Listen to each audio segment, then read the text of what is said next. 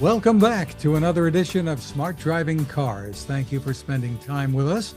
I'm Fred Fishkin, along with the Faculty Chair of Autonomous Vehicle Engineering at Princeton University, Alan Kornhauser. Hi, Alan. Hey, good evening, Fred.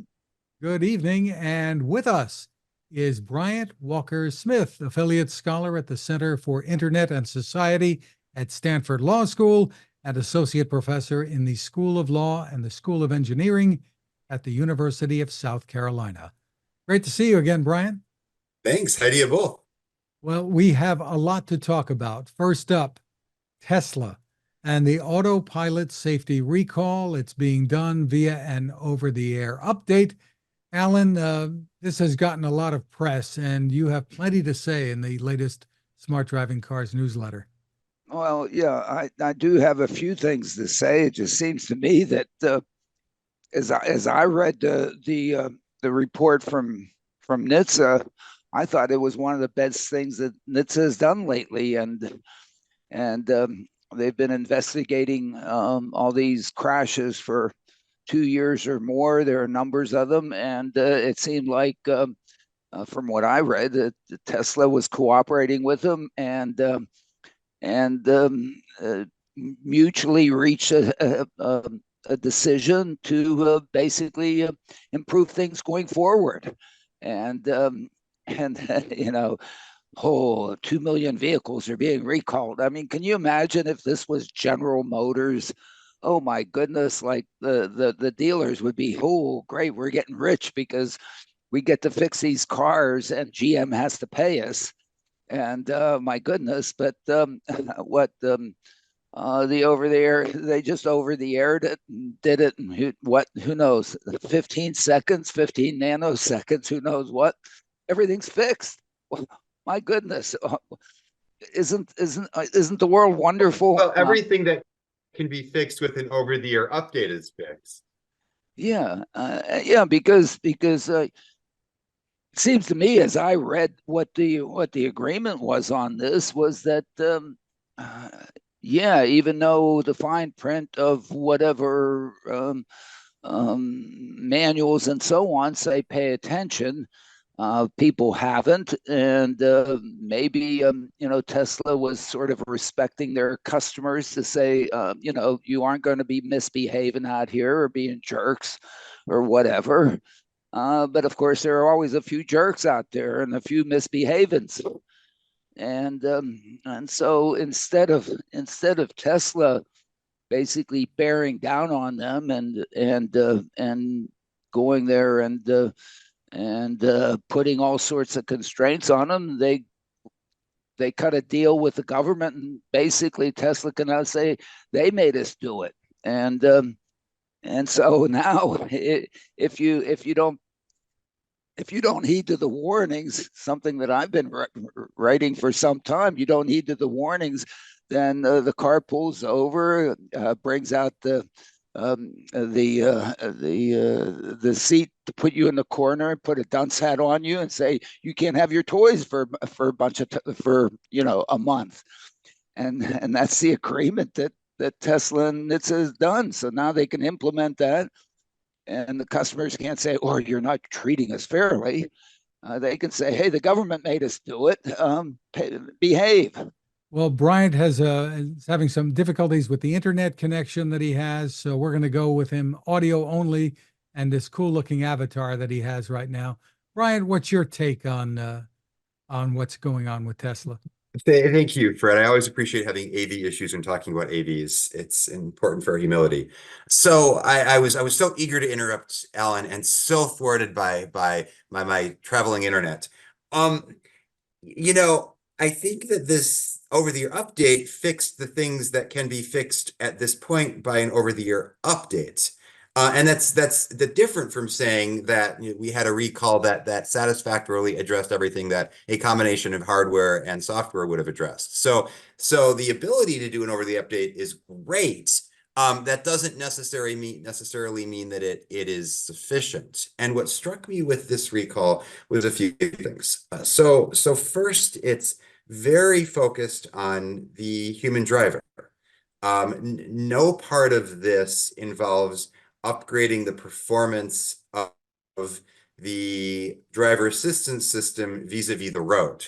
So nothing in this recall ostensibly addresses the observed habit of vehicles crashing into emergency vehicles or otherwise doing things on the road that they shouldn't. Rather, it's focused on making sure that humans don't do things they're not supposed to do, which is an important part of this, but may not be the entirety. Also, since it's software only, it's limited by the hardware of the particular vehicle. So we don't know, for example, whether it will be as effective in older models without the range of cameras or other sensors that might be able to monitor the driver. So in these and other ways, there are these still technical questions. I wonder, for example, how the system is supposed to be recognizing its own in operating domain for the purposes of then prompting the user to engage.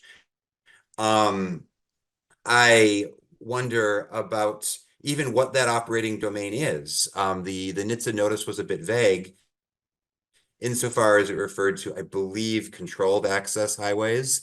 And that could mean, on one hand, purely freeways with on-ramps or off-ramps. Conceivably, it might also extend to the kind of expressways that just have fewer driveways and intersections. The kind of expressways where we saw two fatal right angle crashes involving Tesla vehicles and semis. So there are a lot of just devil in the details I would want to know to fully assess this. Stepping back though, this is an important step that NHTSA has indicated. NHTSA has indicated it's not the only step. It's not the conclusion of their investigation. So it's an important part. It cannot be the end. And I do worry when something takes 2 years to happen that we're looking at a case of regulatory whack-a-mole, that you address one thing and then a bunch of other things pop up again. What I will do though is I think I agree with Alan very much that we need to keep the focus on the driving system as a whole. That is, distracted driving is a problem in millions of Teslas. It's more than just a few idiots. But it's also a problem in tens of millions of other vehicles with advanced driver assistance systems, and literally hundreds of millions of vehicles without any kind of advanced driver assistance systems. So driver distraction is a huge problem, and NHTSA is not recalling drivers. And in fact, in this country, we do a pretty poor job of recalling drivers who are drunk or aggressive or irresponsible, particularly in comparison to many other countries. Furthermore, NHTSA is not and doesn't have the authority to recall roads. And we can point to all kinds of unsafe intersections, unsafe corridors, where I wish that we gave a fraction of the attention that we give to Tesla and its news. You're involved with the law as well here, and Bloomberg was reporting that the recall threatens Tesla's defense in lawsuits over crashes. What's your thinking there? Yeah, it's a data point. In no way is this dispositive.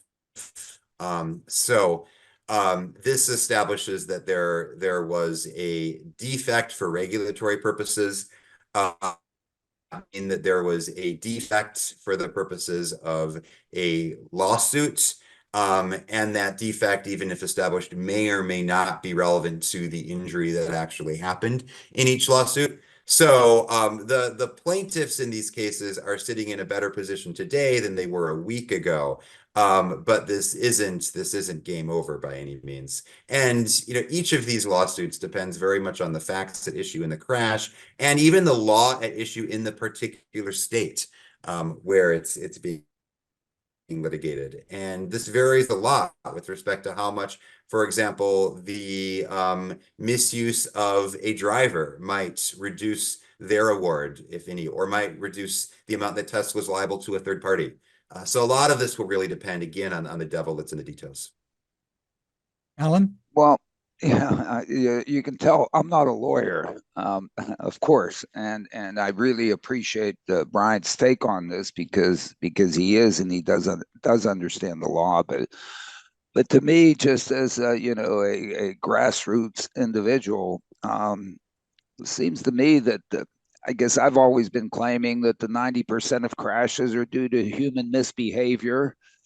and drink too much, text too much, don't pay attention too much, hop in the back seat and do who knows what instead of paying attention to driving and all the goofy stuff that goes on, which a lot of the stuff is somewhat staged to get 12 seconds of fame on the inner tubes or whatever, but ends up leading to tragedy. Another thing I refer to in full self-driving is a crash into a school bus, I believe, by somebody in a Volkswagen doing 103 miles an hour at 7:45 in the morning while they're probably drag racing another kid.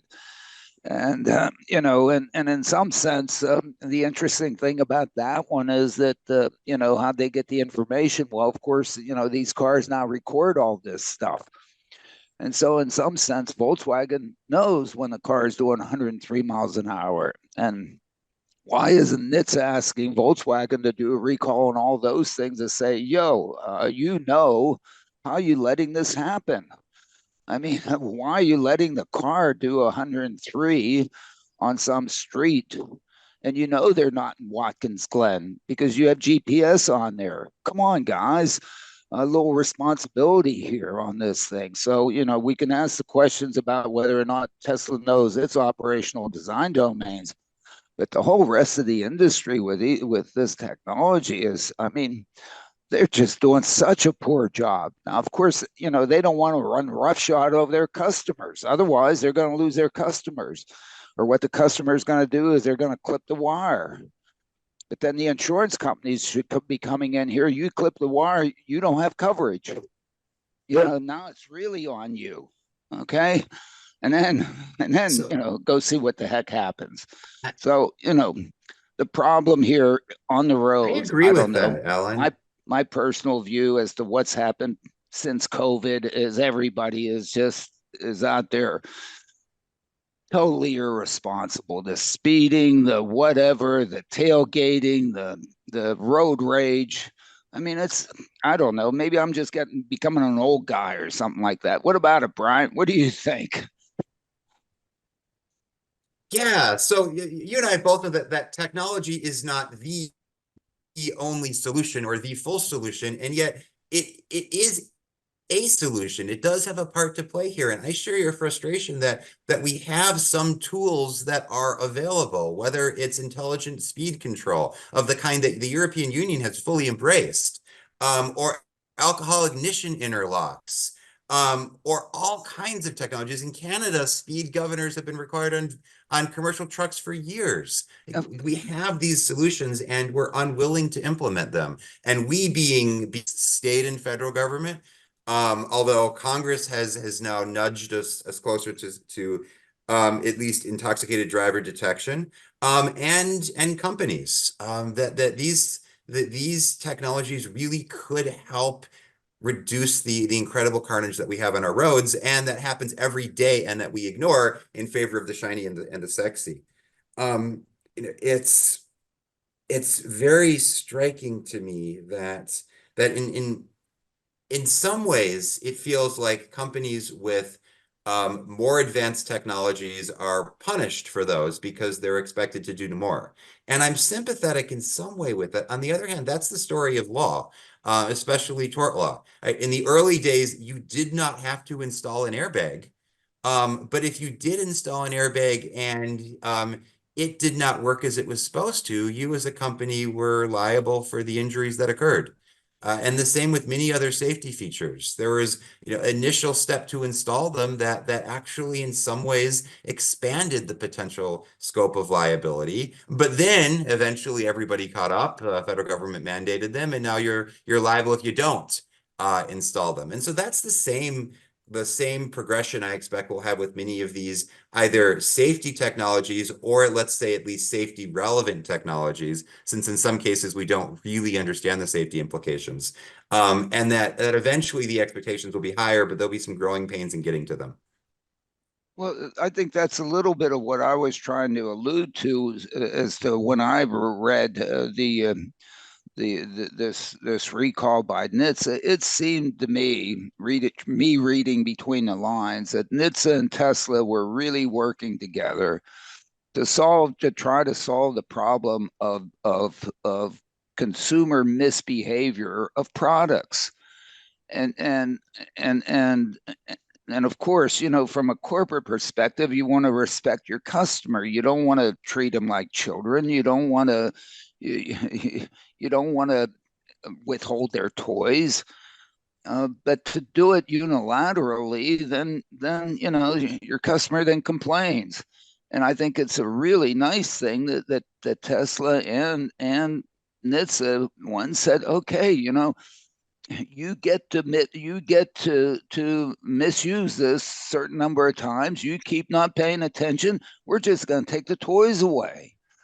And I think, that's, to me, I think that's just wonderful. I applaud them. So I like that approach in some sense with respect to driver monitoring. That if you misuse a convenience feature, then you lose out of the benefits of that convenience feature, while still hopefully maintaining whatever safety features were available. It's so maybe you start ping-ponging between the lanes if you're not paying attention. Or the vehicle will slow down to avoid a crash, but it won't speed back up, right? There are ways of retaining the safety features while eliminating the convenience ones. I'm not sure I would, reading between the lines, describe this quite in the same sense of regulatory kumbaya that you have. Tesla disputed that there was a defect, agreed to this nonetheless in the interests of some at least initial closure. This is limited to autopilot. This does not even begin to address what Tesla calls quote unquote FSD. And it doesn't address, again, the technical failures in terms of performance of part of the dynamic driving task. So left out of this is any information about whether there in fact was a problem with these vehicles doing things they should not on the road. That is, introducing safety hazards that otherwise would not exist, that are dependent on a very attentive human driver to correct. And that's an independent concern of the system actually doing something affirmatively wrong or incorrect that I think still requires some resolution.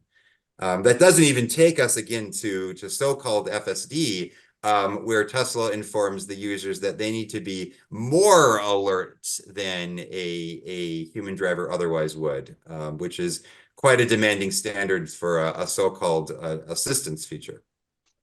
Yeah, I agree. I mean, with your comment that they haven't dealt with what could be technical issues with autopilot. I mean, even from the Jonathan Brown crash in Florida, which was really the first one in which somebody got their head severed by passing underneath a tractor trailer that was stationary blocking the lane ahead. I felt that the whole sensor system does not know how to deal with stationary objects on the road ahead. And what's always bothered me about Tesla is I look at all the simulations, and I have spent a whole heck of a lot of time looking at it. One of the things that they never show is when you're passing under an overpass, that there's an overpass there, or when you're passing under a umbrella of trees, it doesn't show the trees. Yet those systems are picking up those stationary objects. And I think that in the software someplace, in the deep learning or whatever the heck they're using, they just, if there's a stationary object on the lane ahead, it disregards it. And so to me, what I've written many times, and nobody's told me to stop doing it, is that this whole business of hitting park emergency vehicles on lanes and freeways and so on has nothing to do with not understanding flashing lights. It has everything to do that it happens to be a stationary object that the darn system just disregards and assumes that they can pass over it or pass underneath it, because it's not supposed to be there, but in fact it is.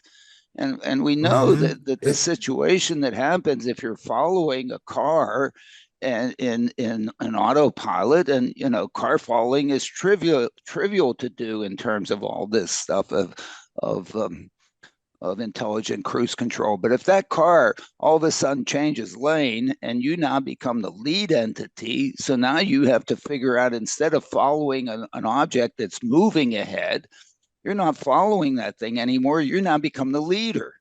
And the leader has to be able to determine what the heck to do with stationary objects ahead. And I think it just disregards them.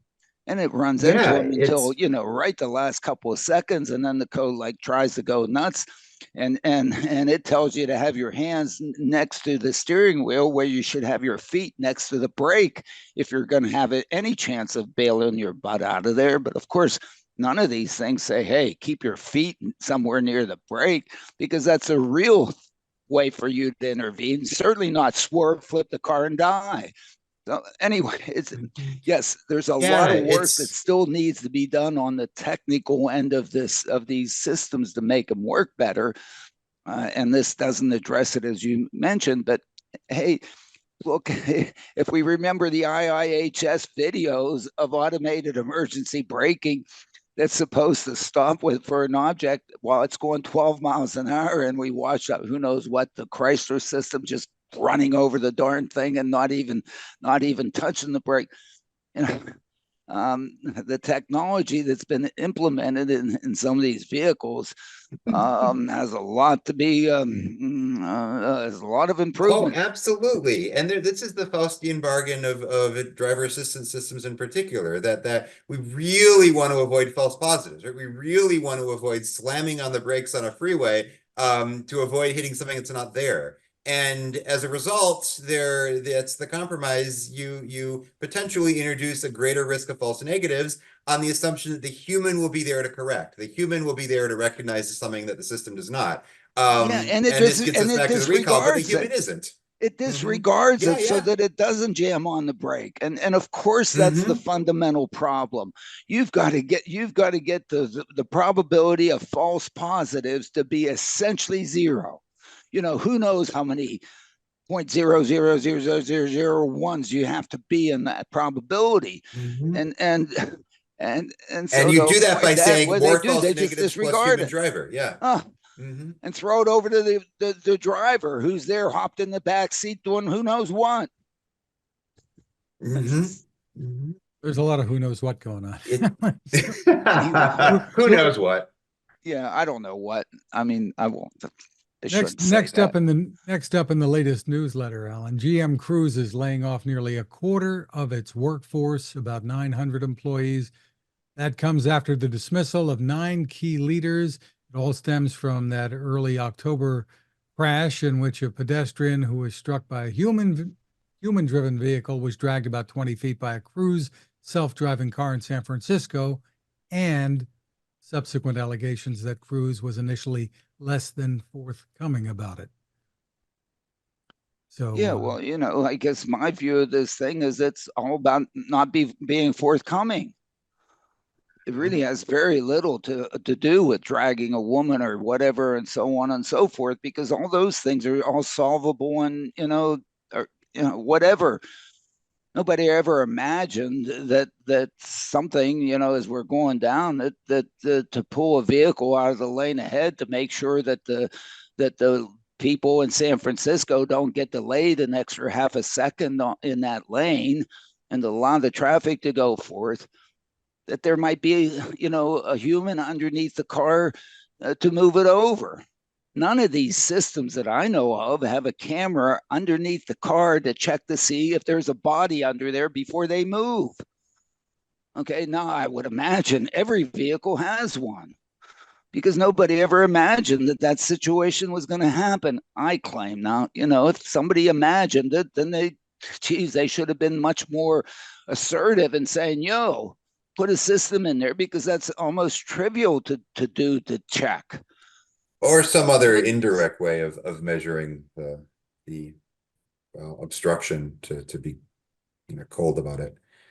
Yeah, I agree completely with you, Alan. The technology failed, and that was tragic. But that is unfortunately par for the course in a system where we have failures every day. What was truly outrageous is that the company failed by deception, and they lied to the public by lying to the reporters they engaged with, and then not correcting that initial omission. And that is really unforgivable. It's unforgivable, and I don't know whether that stemmed from Cruise or General Motors.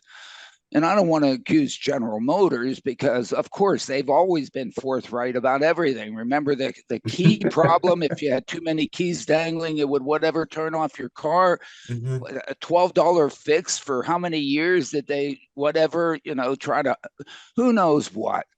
But these corporations, What does it they say, have Alan? they have to stop. They have to stop using the smoke and mirrors. They have to stop hyping what the heck they can do, and they have to be completely open with the public. We all know that the biggest problem with this is what we don't know. And every time we trip over something and learn something that we didn't know, we should make it available to everybody and we can fix it. The last thing we should be doing is hiding it. Absolutely. This goes to my theory of the trustworthy company. That is fundamentally the only way we really have to assess the safety of systems that we can't evaluate with the benefit of millions of miles is by asking whether the company behind these technologies are worthy of our trust. Right? These are not driverless vehicles. These are not self-driving vehicles. These are vehicles driven by their companies, acting through their human and machine agents. And so that's why a trustworthy company, right, needs to share its safety philosophy, needs to make a promise to the public, and needs to keep that promise. And so much of that is about being candid, about being candid about its limitations and failures, about saying it when it does something wrong, and by mitigating harms promptly, fully, and publicly. So GM went through this with the Velocus report years ago, as you mentioned, Alan, and recognized issues in their culture that needed to be addressed. And this was around the time of Mary Barro's ascent within GM. And so it will be interesting to see if GM deals with this in a open way, if a lot of the reports that they are commissioning are in fact independent and in fact are released publicly. I do wonder how the layoffs affects this. I mean, whose job is not important after this? Is it people who are making the system perform technically better? Well, no, clearly they're still needed. Is it people who are engaging with regulators in an appropriate way? No, clearly they're still needed. So I wonder who is less important as a result of this crash. I got a If lot you're of going to questions about, well, mobilize, why aren't right? If you need to mobilize to fix this and get back out on the road, can you do it with a quarter of the workforce gone? Of course, I don't know the job titles, as you're saying, of those who are let go. Yeah. Yeah, you're absolutely right, Brian. I don't know who they laid off. All I know is all the sort of friends, if I have any friends in Cruise, except for Kyle, are all still there. So they made it through. So I'm very happy for all of them. I think they're all extremely competent people, and I'm happy that they're still there. But one of the things that I would, and maybe I'd like to ask you to try to appeal Washington to do, is we should have we should not have we should have protection against antitrust rules that forbid collusion on safety. Collusion on safety should be promoted. Everybody should be sharing as much information as they can with each other to improve, that's focused on safety. These companies should not be competing on safety. They shouldn't be, oh, we found a new corner case, we're going to hide it for ourselves, and then we're going to wait for Waymo to trip over it, and then we're going to cheer when they chip. Come on, folks. The toughest part about this is we don't know what we don't know because it's brand new. And it's maybe we're stupid. Maybe we shoulda, whatever. But darn it, when we trip over it, We should let everybody know immediately. Oh my Oh, goodness, absolutely. we And that wanted to move our car out of the traffic lane and we thought everything was okay and we moved, but darn it, nobody ever thought to look under the car. That will never so happen we should again. You can write the absolutely be code. I mean, sharing. I can write the code to do that. It gets In fixed. companies' interest, and it's in an industry's interest. And there are Absolutely. mechanisms, whether it's through like SAE or an equivalent of an ISAC, which is for more security issues. It is simply raising safety issues would not be an antitrust violation. I tend to think that this ultimately helps the company if they're able to say now, rather than here's our shiny video about how wonderful we are, but rather here is a problem we haven't solved. Here is an issue we're dealing with. Here is something that's really hard. Here is somewhere where we failed.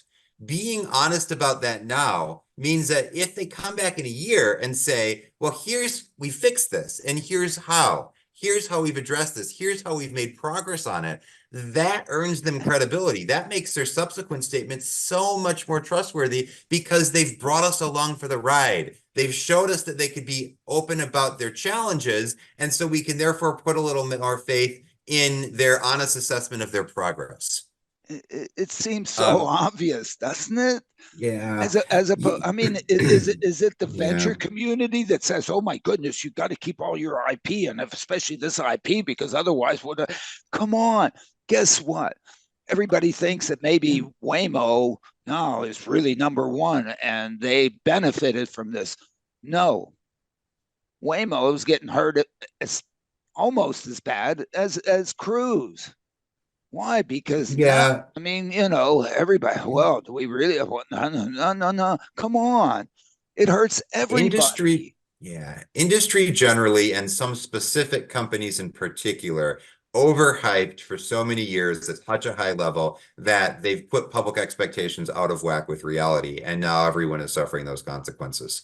And that's one Yeah, of the tragedies of this overhype, that if you tell people to expect more than you can give, then they're going to expect that. And we're really seeing that now. Years and years ago, I floated this idea for data sharing, where if you could translate among the various systems, right? Of making a database of edge cases, corner cases, interesting scenarios available, that any company could use to test its systems, provided the result of those tests were made public immediately. So that way you'd prevent companies designing for the test. They would really want to get their systems in a high level before using these data. But that is a model for sharing these kinds of weird or aberrant situations. Because each individual one might be surprising or supposedly unforeseeable, but in the aggregate, it is entirely foreseeable that we are going to encounter weird things.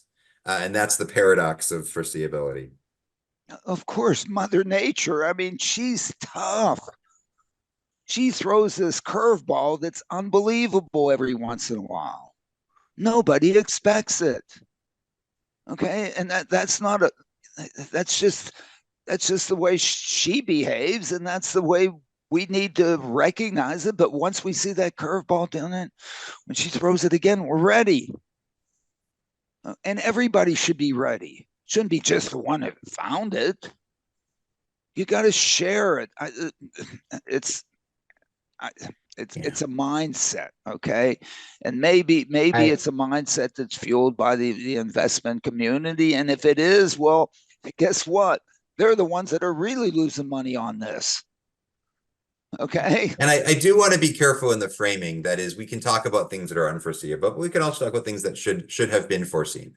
Sure. And without reference to this specifically, there's so much data available about driving and about road conditions and about weird crashes that Yep. that a lot of what we might think is unforeseeable probably actually is. Yeah, no, I agree. I agree. And it's, this is not an easy problem. Okay. And in fact, I think everybody overreached. Oh my goodness! Here, let's find the most difficult city in the world to do, not the most difficult, that would be Manhattan. I mean, even, you know, they've talked about trying to do this in Manhattan. Are these guys crazy? I mean, you are nowhere near good enough to do Manhattan. And isn't there a lot of can't these systems be really valuable in a lot of places short of Manhattan? Manhattan, you can walk to most places. Plus, there's a subway there to take you. They shouldn't be there. They should be in places where you don't have conventional mobility systems to give people rides.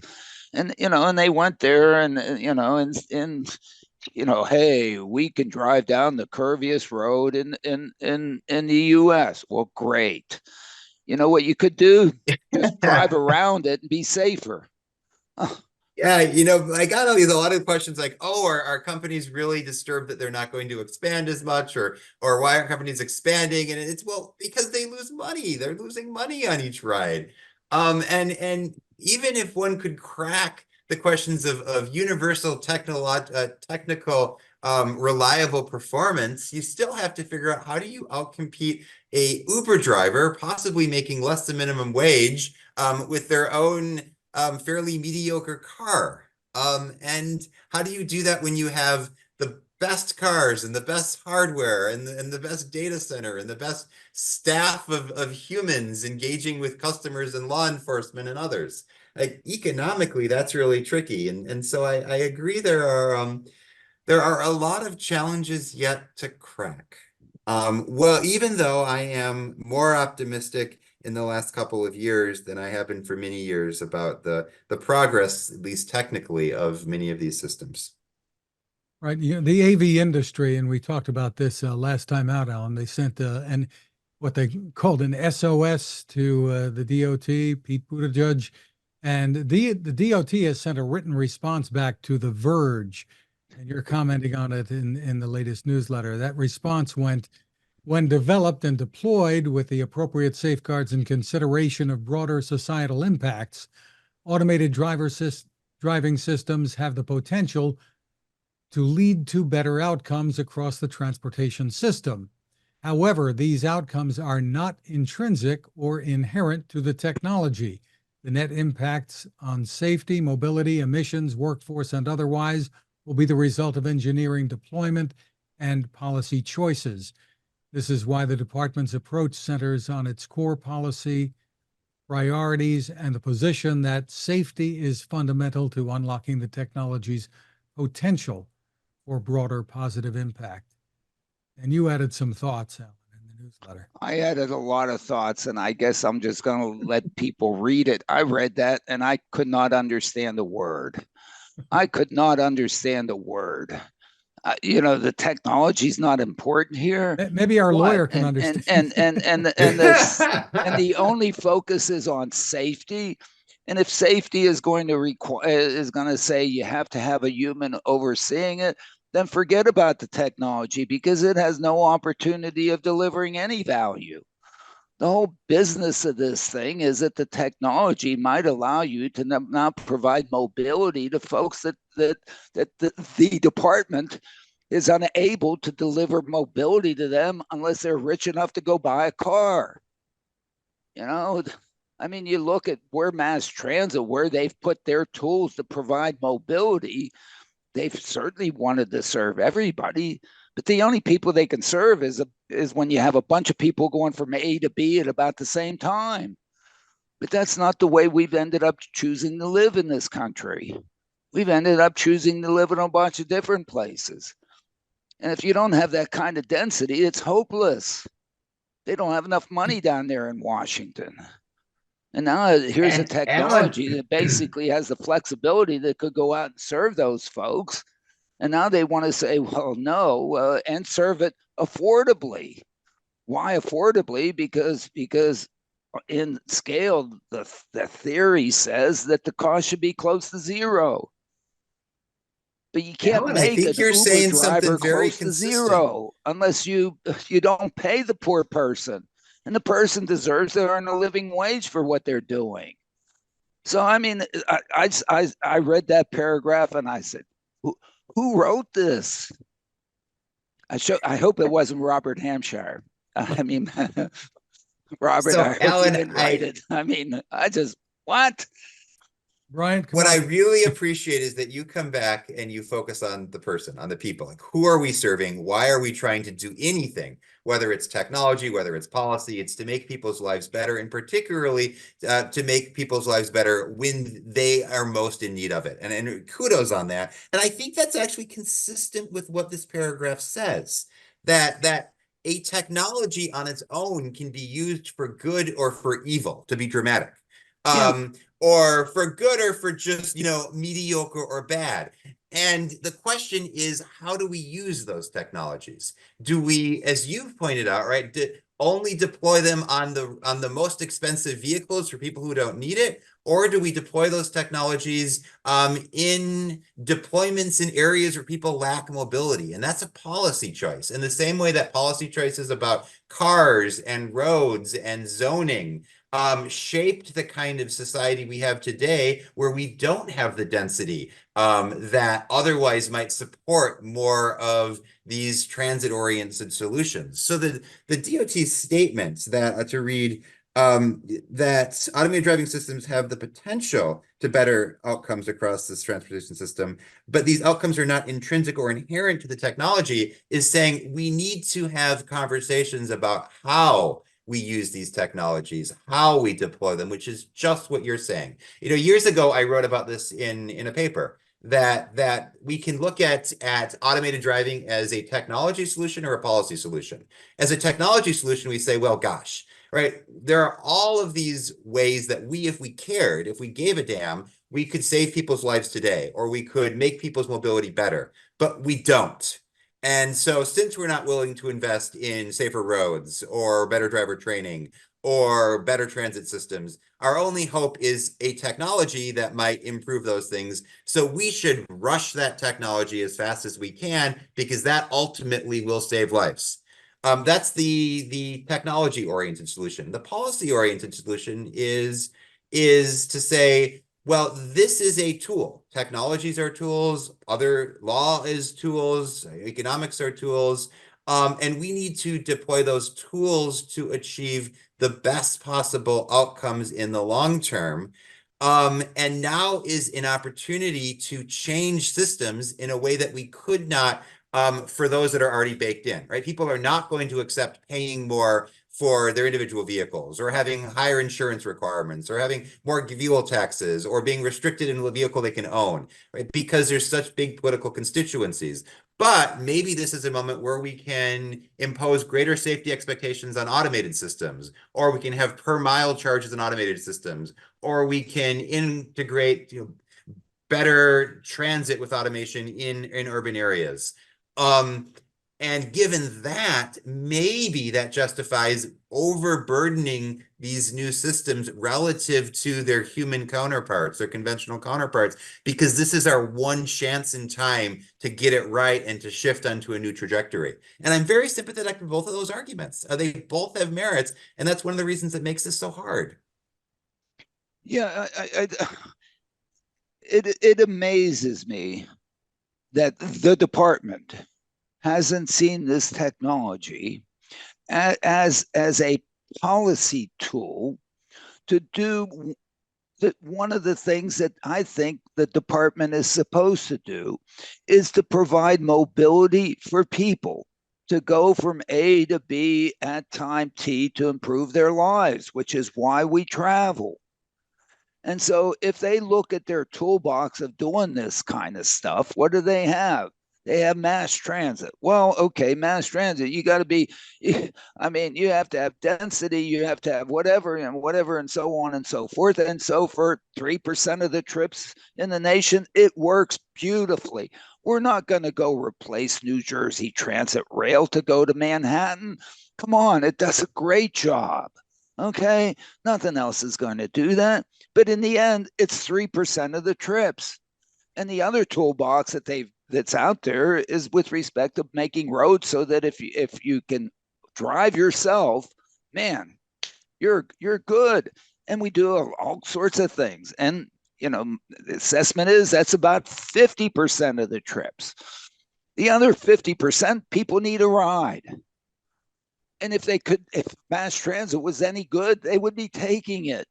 But unfortunately, it's not there. And of course, the department wants to put it there, but they don't have enough money to do it there, because to put it in the densities, spatial temporal distributions, they're already broke. They can't go broker. Okay. But all of a sudden, you have this darn thing that basically can turn on a dime. It can go from here to there whenever. It can operate at 2 a.m. It can operate at 6 p.m. And they haven't seen that this is a tool to provide rides, which is what mass transit is, providing rides to folks. And in fact, if they look at it, my goodness, the gizmos that make that happen in the end don't cost a whole heck of a lot. But for some reason, they're hung up. Oh my goodness, it doesn't have a person. Doesn't have a labor or whatever. We're not going to get votes because we gave somebody a job. I don't know what it is. I guess computers don't vote, and so therefore they put an. It is just such a wonderful opportunity to provide mobility to people, give people who need a ride, that can't get a ride other ways, to do it. And in the end, if you do the numbers on this with any kind of productivity of these vehicles, instead of like a car, what do we use them? We use them, on average, 40 minutes a day. I mean, like nothing. Yeah, they I sit do around think and basically rust. we As do need to opposed to have a these things collective being able to move people reimagining around at 2 of. o'clock in the morning if that's when they want to move around. They don't mind getting out of bed. So you're speaking It to the just need for a drives me collective nuts. reimagining of what mass transit or public transportation means. And I agree very much with that there is this, I think, misconception that public transportation necessarily needs to involve a public operator and necessarily needs to involve a big bus. And that's not true historically or contemporaneously. It's not the case. Public transportation is about moving the public and how we do that in a way that is effective and sustainable and fair. One of the things that I do wonder about, because I completely agree that there should be more pilots, viable pilots, actually directed at communities of need. Now, the challenge there is you also don't want to be in any way using or telegraphing that you're using communities without political power as guinea pigs for these systems. And so a lot of this is also tied up in public conceptions of the technologies, right? If everybody thinks they're great, then the case for making them available to communities of need is really strong. If there's suspicion about the technologies, then it's a little trickier to be deploying them in those areas exclusively because it might be, I think, misinterpreted. Well, I absolutely agree with you there. One has to be very careful. And what I tried to do in Trenton and what we tried to do here in New Jersey is to say, here, it's not we're going to go into someplace and tell you, here, this is what you need. You have to go into the community and say, what do you need? You teach us. We're not going to jam this thing down your throat. And guess what? I believe that this technology it has so much flexibility built into it that it can respond to what their need is. I think the mistake that Waymo and Cruise made in San Francisco is they went in there, oh, we are Silicon Valley. We're going to tell you, we're going to give you, and look, I mean, you've loved Uber and Lyft. We're going to give you Uber and Lyft. I mean, It's been cut it out. baffling to me. Like the best deployments are going to be a combination of empowered communities that can speak to their needs and creative companies that can figure out how to meet those needs with their services. And you said it Right. so well, Alan, that really requires listening and talking and why that was so mismanaged in the San Francisco deployments is baffling to me. There's no shortage of communities that are willing to say yes. So part of an honest conversation is, do you really want us here? And in some ways that might call a bluff on the part of some governments. But I think that's an essential part of the conversation. Like, do you want us here? And what would that look like? What would success look like? Just in terms of technical viability, for years I've said that we're looking at some combination of slow speeds, simple environments, and semi-supervised operations. This is alliterative. Two of the three is probably sufficient. And then I am surprised that we haven't seen more emphasis on slower speeds and simpler environments as an early deployment case, especially given that it syncs with some of the needs you've described. It is shocking. I agree with you, Brian. It is shocking. It is shocking. When Cruise first went into San Francisco and they said we're only going to operate at night, they got some pushback. Oh, you're not good enough to operate during the day. You're just going to operate at night. And I don't know how well they done. And what I wrote was look, guess what? Mooney runs 2 buses at night. That's it. The rest of them are home sleeping. If you need a ride at night, there's nobody there to take you. And Cruise did not really go out there and say, hey, we're filling the gap from the public transportation system to provide mobility when nobody else seems to want to give you a ride. And I thought it was wonderful that they were doing that. And it shouldn't just be wonderful to be able to take the drunks home from the bars. It should be in case, somebody has to go to the hospital or whatever, and so on and so forth in the community. And they didn't do that. So I hope that with Cruise 2.0, wherever they're going to try to do this again, they first go to the community and say, hey, where are the gaps in your mobility? Where can we maybe go in and fill those gaps so that you can improve the quality of your life to get to the places where you want to go when you want to go so that you're a happier camper? And tell us about this, and let's work with you. Completely open all the data, please. We're trying to help you.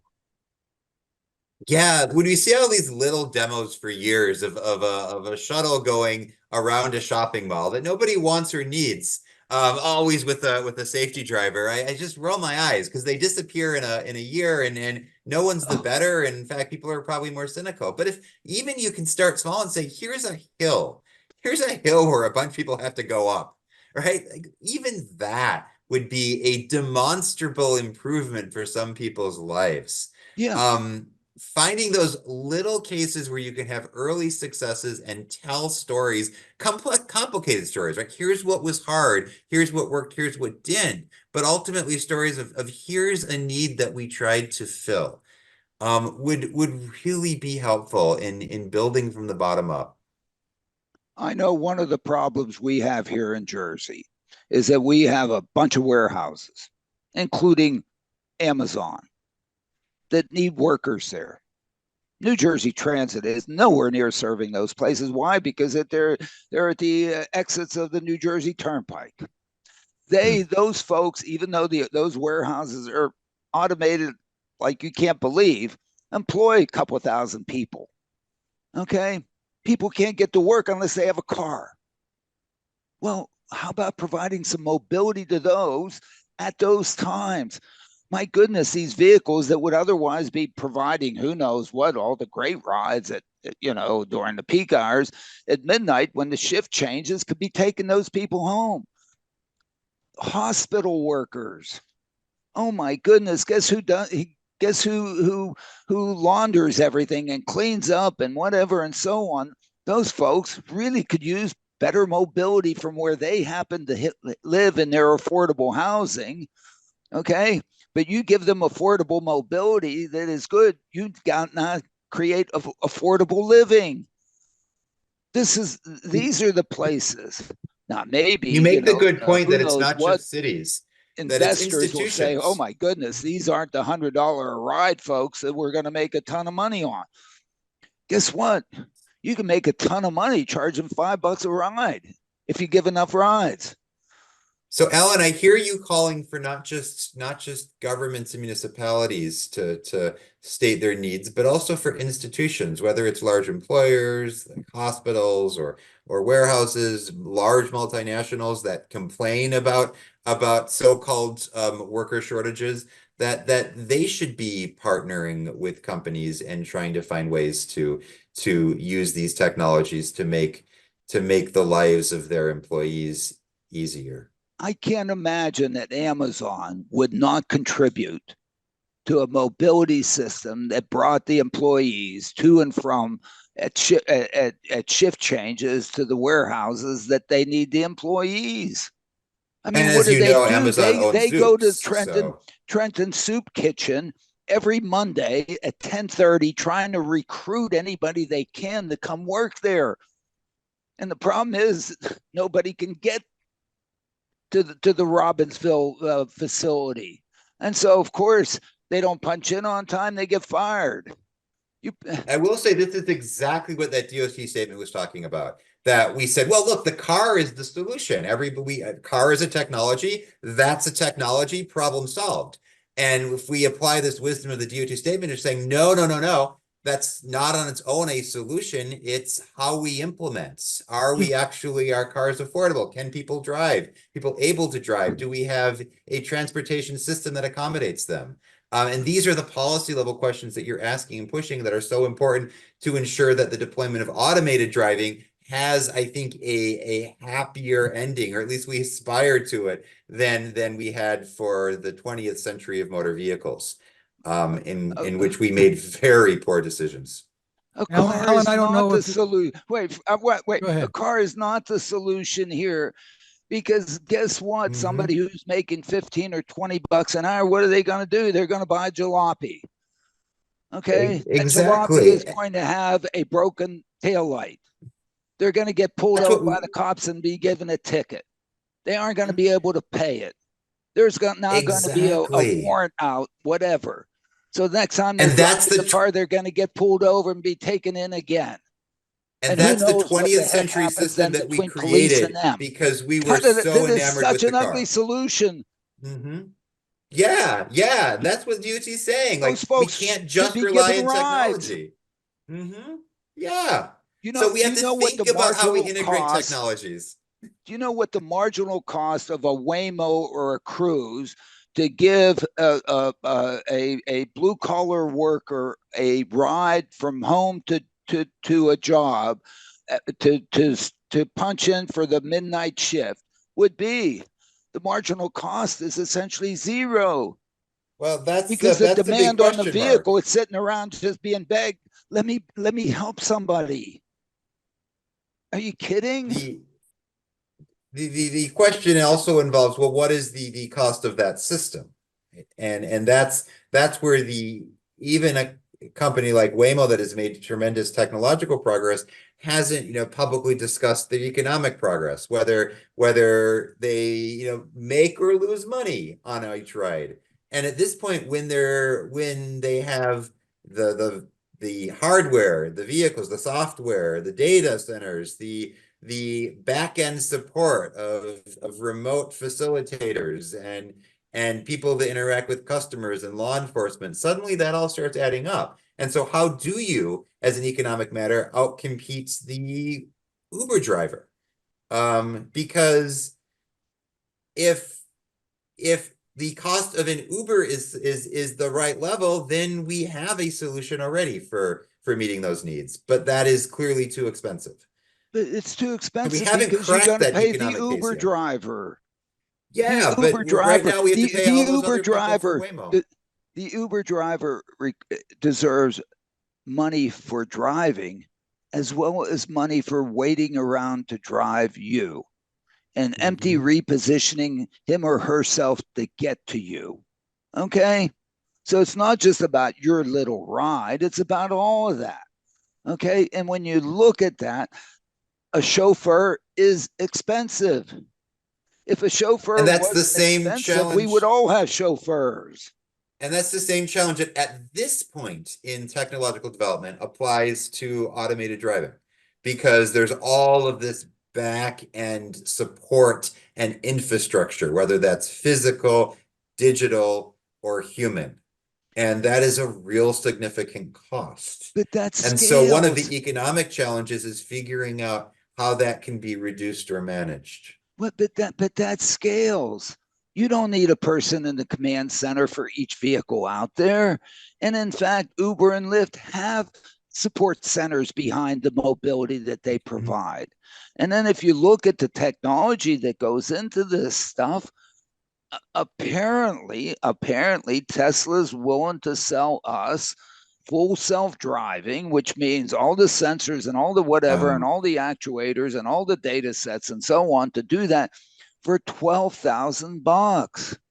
Tesla is willing to let us pay them to be their safety drivers for the purposes of developing a system which is by I no guess means they full are too. self-driving. I know they are. Yes. Anyway, One deployment we should mention here that, and you have it in the newsletter, Alan, and May Yeah. Mobility launching fully driverless service on public roads in the Sun City retirement community in Arizona. yeah, For now, starting this week, I think it starts tomorrow.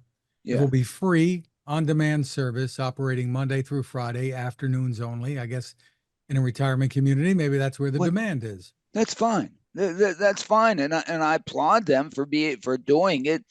If I'm taken for their word that it is without attendant, and is without a chase car that basically is who knows what. So that in fact, when they bring out their balance sheet and they look at what the cost is, there isn't this human labor cost associated with a chauffeur or the equivalent thereof. And if they're really doing that, then I guess there'll be company number 3 to do that. Waymo, Cruise, and now them. All the others, that they've been using smoke, mirrors, who knows what. Too Simple was, boy, am I glad they're no longer here in the U.S. of A. I mean, whatever. You had a piece in the newsletter too from Psychology Today. I think that's a first in the newsletter. I'm not sure, but Yeah. An article headlined "The Psychological Effects of Self-Driving Cars," and the subheadline is whether people adopt self-driving cars may come down to trust and enjoyment. And I guess that's Yeah. what we've been talking about. Well, whatever. I mean, the of course the headline doesn't really correctly reflect what the heck the research reports and papers that are there. So I made some comments on the papers, and of course, the psychology of this, but and certainly as to how it affects it, but we have to be careful here. There are really, two kinds of systems here. There's the car that we own and we drive and we use to drive ourselves, for which we put technology on it for comfort, convenience, to make it easier to drive. But we're still supposedly in control, and depending on how we react, then we can go and grab it and save the day. That's over here. Over here is trying to provide mobility to people affordably at a high quality that is reflective of what their needs are. Okay. And that is giving people a ride. They don't have a chance to go in there and grab the steering wheel and take over. They're being given a ride. When I fly on United, I'm sitting in the back, okay, not in first class. Wish I was, but whatever. But I'm not going out there pounding on the cockpit. Hey, yo, do this, do that, and let me grab the yoke and I'm going to save the day. I'm being given a ride. And if I'm being given a ride, then do I really care if it's a computer or a person? I sure mostly. But at some point, hopefully, we get to these systems so that I probably can't tell the difference, except for maybe being given a ride is a heck of a lot smoother and not as jerky, and obeying speed limits and not running red lights and so on and so forth, and probably feeling a whole heck of a lot more comfortable. I don't know, but and psychology should go in there and do tests, but they have to make sure that they're either over here or over there, and not try to blend these two things and say, hey, one set of questionnaires and one set of experiences covers the both of them. But anyway, I applaud them for trying to go out and psychoanalyze me and others, and Brian especially, as to how we're getting rides. If you were sitting on that plane and the pilot said, "Hey, folks, just want to let you know today we'll be using autopilot," I think people would sort of nod and be like, "Okay." But if they heard the pilot say, "Hey, folks, just want to let you know today that you'll be using autopilot because I'm getting off," and then they saw the pilot walk off the plane, I think some people might have a more adverse reaction. Said that, like, we have attention spans that are 5 seconds long. So whatever we say on a survey, we're going to change our mind immediately. And if there is a case for utility that is clear to people, they save money, they have convenience, right? That will be compelling. When these companies start deciding that they want us to want their services and advertise, right, that will be compelling. And I've been surprised by this research that says a lot of adoption, even of internet things like apps, is very place-based, is very physically geographic. When we see our neighbors and coworkers putting their kids in these vehicles, then we will too. And then something bad will happen, and we'll freak out for 5 seconds, and then we'll go back. Like that's just human nature. Yeah, and of course, I always use the elevator analogy. My goodness, if we had to have an elevator operator in an elevator before we would get into it, but there we wouldn't have any tall buildings and there wouldn't be any elevators. You can't make the system work if you're burdened it with that kind of labor requirement. And I mean, can you imagine that you go to Hyatt a hotel and they say, well, no, you can only go to your room between 6 a.m. and 8 p.m. Otherwise, you're going to have to use the steps. I mean, Yeah, who and would go there? you've astutely mentioned labor a few times, and I first of all, I agree that ultimately we need to talk about what best serves people, how to meet their needs. I do want to be very sensitive to the fact that artificial intelligence generally is going to be very disruptive for a lot of us, very exciting and very scary.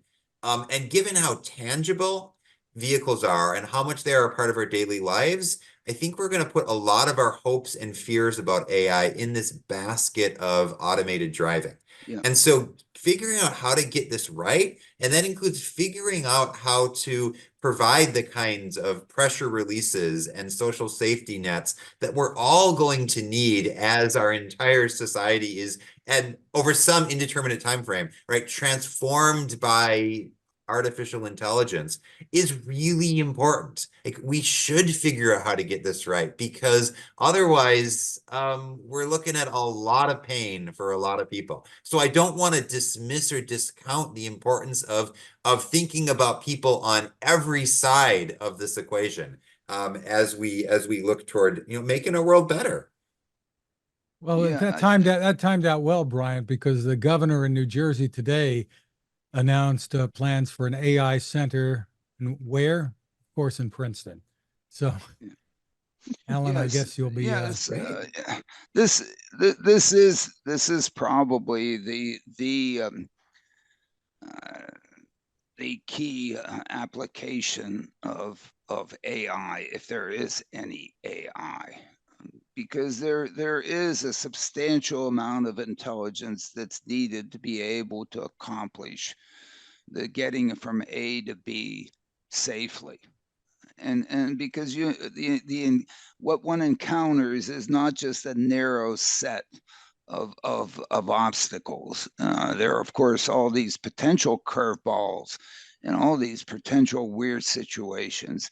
And one has to be adaptable, and one has to basically be able to fight one's way out of a paper bag to be able to do this. And so it really is. And of course, any of these systems introduced in any area has to start first with having attendants on there to basically let people become comfortable with this.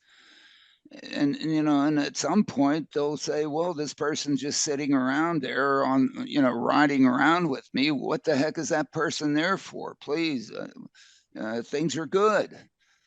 But we're going to need to have an enormous amount of hand holding. And of course, Cruz and Waymo did the hand holding in San Francisco. They were giving rides with attendants for quite some time, and got to a point where, yes, people became comfortable, except for the folks that said, why are they here? Are they really providing value to our community? And then started putting cones on them and attacking them with claw hammers and who knows what kind of things. And everything went south. And then, of course, by not being forthcoming, I mean, the press had a field day. I mean, every reporter that I talk with said, how could they treat us this way? How could they, not be forthright? How could they want to give us videos of what goes on, but in fact, we're not allowed to? We can only watch the videos. We can't replay them. And boy, was bad public Yeah. relations. Oh my goodness.